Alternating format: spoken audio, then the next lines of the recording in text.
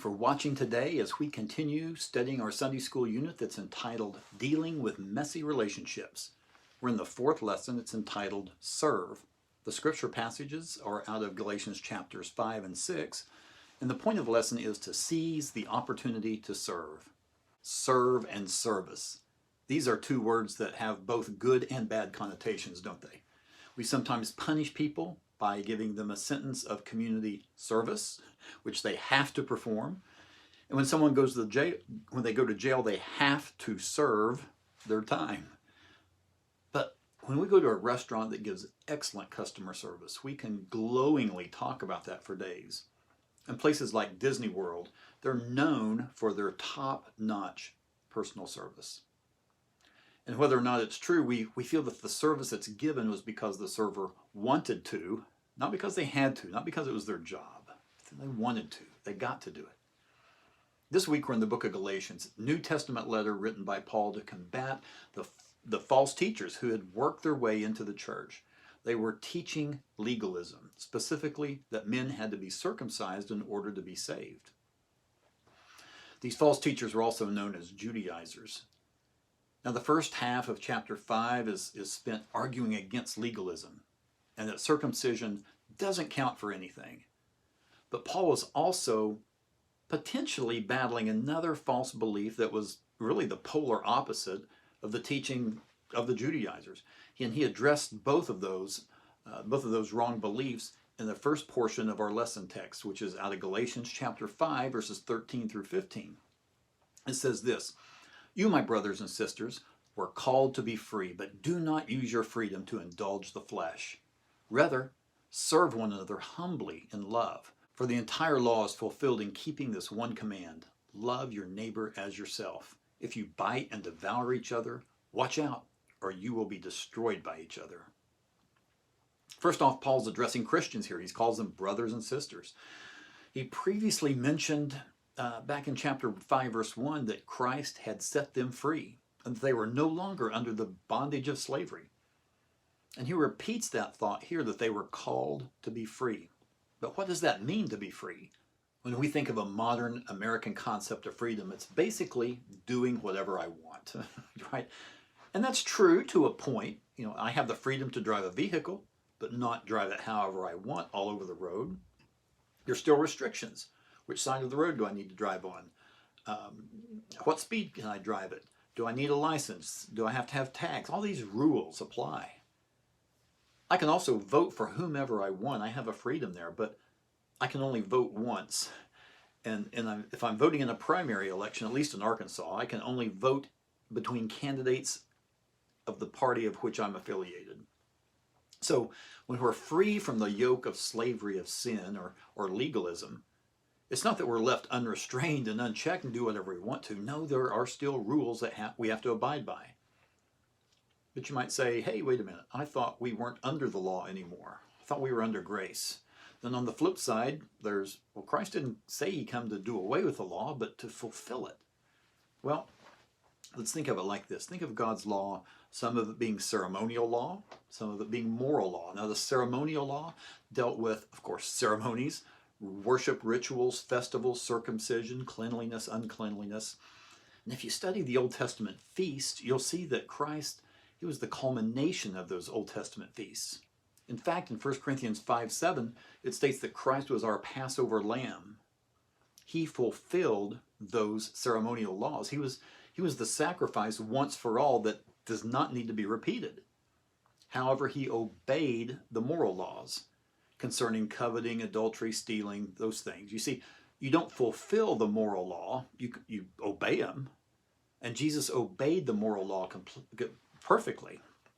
That's why he and only he was able to fulfill the ceremonial laws as the perfect lamb without blemish. So we are free from the ceremonial law, but we're not free to do whatever we want. No, those moral laws that deal with how we treat each other, adultery, coveting, murder, all that, they're still in place. So don't use freedom as an excuse to do whatever I want. In fact, Romans 6 verses 1 and 2 says this, what shall we say then? Shall we go on sinning that grace may abound? By no means. I love the King James. It says, God forbid. See, in the whole book of Galatians, Paul argues that Christians They're, we're not slaves trying to win God's approval, but we're his children kept safe in his love. And in chapter 5, Paul used a play on words to get his point across. He said in 5:1 that we're not subject to the yoke of slavery, that is, that ceremonial law. But then in 5:13, he said that we're to be a servant, literally, be a slave to one another. He said this, and he said to do this instead of using freedom as an opportunity for the flesh to do whatever I want. Now see, it could be that this was another heresy that was being taught, that freedom in Christ meant to do whatever you want. And to put it in terms that we've heard before, it's, I've got my fire insurance, now I can do whatever I want to do. Or it could be that Paul just knew human nature and that people would wrongly interpret what freedom in Christ really meant. As we've already discussed, even in freedom there are rules. So instead of living for self, for indulging in the flesh and doing whatever I want, live for others, Paul says. Now in this passage there are 3 types of bondage mentioned. There's the bondage to legalism, there's a bondage to the fleshly desires. Both of those are condemned, but then there's the bondage of love to other people, which is urged and actually commanded. Now, and he backs that up with a quote there in verse 14, a quote from the law, actually, from Leviticus 19:18 that says, "Do not seek revenge or bear a grudge against anyone among your people, but love your neighbor as yourself." See, I believe Paul says this as a reminder that even though believers are free from ceremonial law, that they're still under that moral law, the way that we treat each other, the way that we interact with each other. You see, legalism leads people not to examine their own hearts, but it leads them to judge the actions of other people. That's why in the Sermon on the Mount, Jesus said in Matthew chapter 7, "Do not judge, or you too will be judged. For in the same way you judge others, you will be judged, and with the same measure you use, it will be measured to you. Why do you look at the speck of sawdust in your brother's eye and pay no attention to the plank in your own eye? How can you say to your brother, 'Let me take that speck out of your eye,' and all the time there's a plank in your own eye? You hypocrite, first take the plank out of your own eye, then you'll be able to see clearly to remove the speck from your brother's eye." See, legalism takes the focus off of an individual's responsibility and an individual's relationship with God, and it places it on judging the actions of other people. So, on the other hand, we're called to love each other as Jesus loved us. We saw that in lesson 1. And to forgive each other as God forgave us. We saw that in lesson 3 last week. See, this is in sharp contrast as to the apparent result of legalism, which is resulting in that animal-like biting and devouring each other because we're comparing and all that. Well, let's read on in Galatians chapter 6, verses 1 through 5, as we learn some specific ways that we can serve each other. It says this, "Brothers and sisters, if someone's caught in sin, you who live by the Spirit should restore that person gently, but watch yourselves, or you also may be tempted. Carry each other's burdens, and in this way you will fulfill the law of Christ. If anyone thinks that they are something when they are not, they deceive themselves. Each one should test their own actions, then they can take pride in themselves alone without comparing themselves to someone else, for each one should carry their own load." First of all, we can serve each other by restoring, not judging. And this restoration has some guidelines. It should be done gently, first of all, and also it should be done by those who live by the Spirit, or in other words, mature believers. Because people who have experienced restoration themselves, they best know how to relate to others who need restoring. They've been around the block a few times. But even those mature believers need to be careful that they don't fall into the same temptation that they're trying to deliver the other person out of. Many of you know the story of Bob Harrington, he was known as the Chapel of Bourbon Street from 1962 through 1978. And according to his own personal testimony, his notoriety inflated his ego.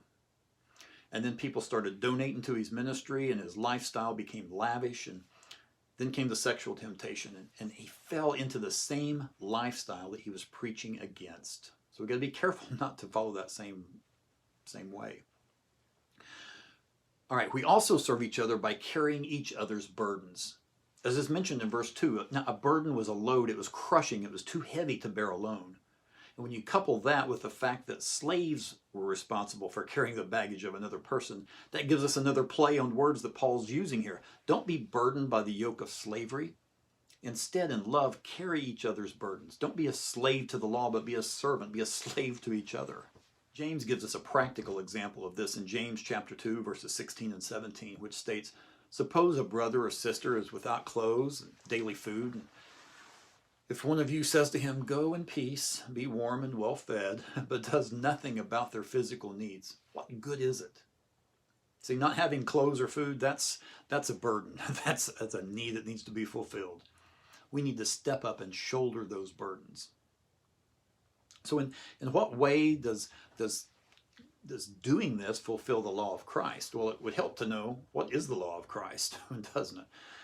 The Bible doesn't say, this is the law of Christ, and then gives us a statement. It doesn't do that. But based on the context of our passage here and other Bible passages, we can safely assume that the laws of Christ, as opposed to the Old Testament ceremonial law, was what Jesus spoke as is recorded in John 13:34, when he said, "A new command I give you, as I have loved you, so you must love one another." Another way we can serve others is by conducting an honest self-evaluation of our motives for assisting other people. A person with a legalistic attitude will help others out of a "I have to do it," not a "I get to do it" attitude. And when they do that, they'll look around and they'll see how others are serving or not serving, and they'll start comparing. I'm doing better, he's doing better, I need to do more. You see, legalism involves comparison, not compassion. And that gets back to looking at the speck in someone else's eye when there's a log or a beam or a plank coming out of your own eye. Then verse 5 seems to kind of contradict what Paul said earlier, doesn't it? He said in verse 2 to carry each other's burdens. And in verse 5 he says, each one should carry their own load. But this is not contradictory, but complementary. Because remember what the word for burden meant? It meant that crushing weight, something that was too big to carry alone. A load here signified a soldier's pack. It was light enough for a person to carry. The thought here is that we all have responsibilities. We don't need to shirk from those, but we do need to rally around those who have too much to handle on their own. That's another way we serve others, is by being responsible for our pack, for our load, for the things we're called to do, and not putting that on someone else.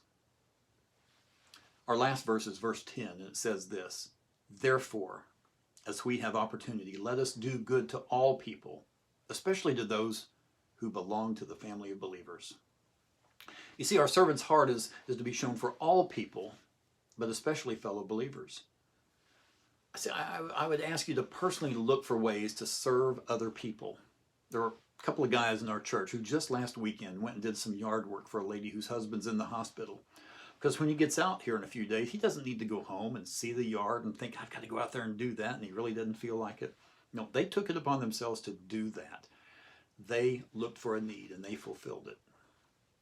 I believe God puts prospects for service like that in front of us all the time, and the question is, are we really spiritually in tune enough to recognize those service opportunities, or do we just kind of take the attitude that once we hear about it of, well, be warm and well fed, and not really do anything about it? What does the next verse after that say? And James, faith without works is what? It's dead. Also, think about this. What are some ways your class can serve others? Is there a need in your class or your church? Hungry people just aren't hungry at Thanksgiving and Christmas. Maybe there's something there you could do. And hopefully when classes start meeting back together again, y'all can brainstorm, maybe even do that now over Zoom or email or whatever on different projects that you could take on as service projects. The next week's lesson really dovetails into this one. It's on yield, or placing the needs of others before your own. Well, I want to thank you again for watching. I really appreciate it. Hope you have a great week. And whether you're watching your church service in person with some social distancing, or you're watching it online, I hope you have a great Sunday this week. Thank you.